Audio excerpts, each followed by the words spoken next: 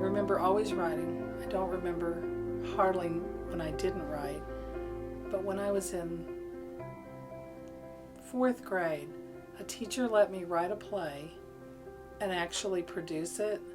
And it was all based on jokes. It was real stupid. It was really, I thought it was hilarious, and there was sort of those tropes like put a tack in teacher's chairs, somebody snitched on me. And so we actually did that. We did like all these crazy little things.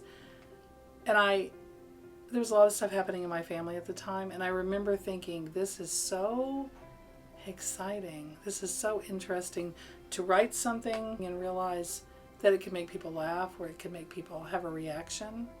I'd already experienced that with reading, but I don't think I had experienced it with writing anything. And I thought that was really amazing. So my grandfather taught me to read, and he took care of me starting when I was about 3. And I remember the moment when I realized that these little things, letters, made words, and that the words were things. And I thought, this is so brilliant. It was like secret code. It was the most amazing thing ever. And it seemed like from then on, if you could read, and I could read, I could figure out anything. That's what I thought. I realized that's not true.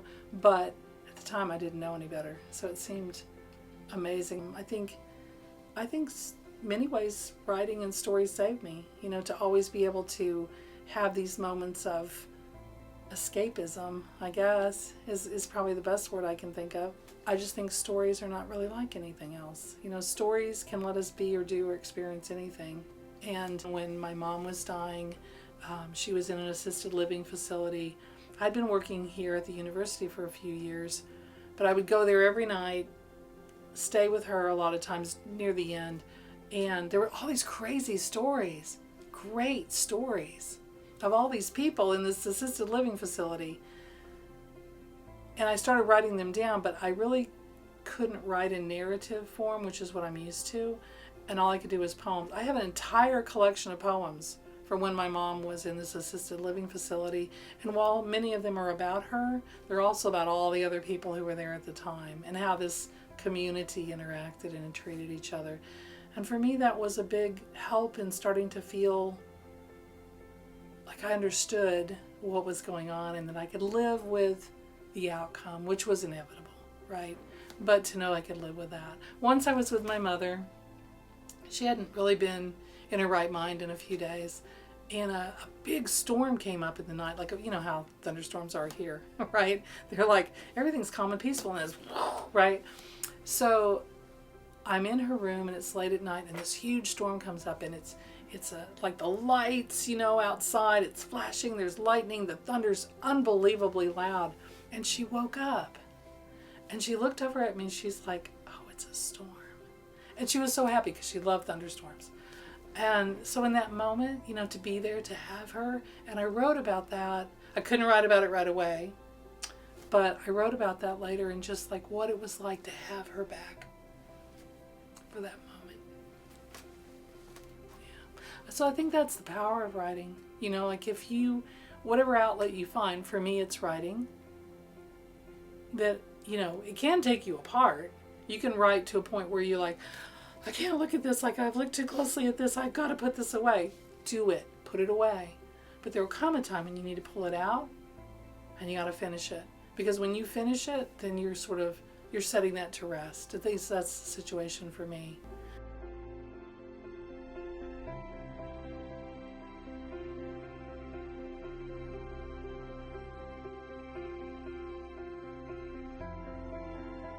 I got here through a series of events that all started from picking up a book on a library shelf and going, I'd forgotten how this felt. So I've spent almost a third of my life now at this university, and it just goes so quick. Like, the other 2 sections didn't seem to go that quick, and I don't think this is just age talking. I think it is being around young people. I think it's just also the patterns of working in a place where there's this predictable sort of pattern of the semesters and what will happen at a specific time each year. But now I'm kind of into that 20 years plus. I'm hoping to make it a few more here.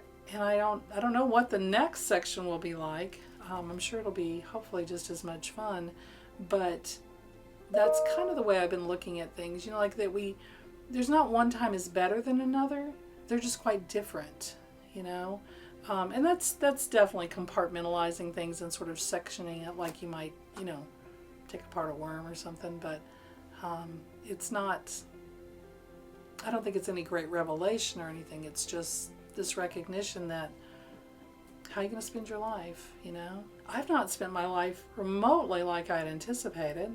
You know, now I'm at this point where I love what I'm doing. I wish I had experienced it earlier, but I'm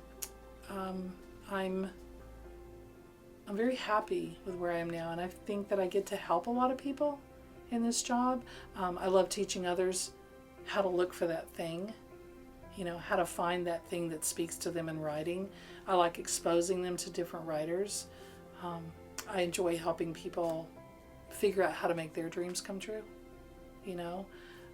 I still want to work on my own material, but I have found that there is as much pleasure, if not more, in sort of helping other people realize their dreams. The beauty about young adults is just, one, they're young, and there's always this mentality that there's some huge divide between young and old.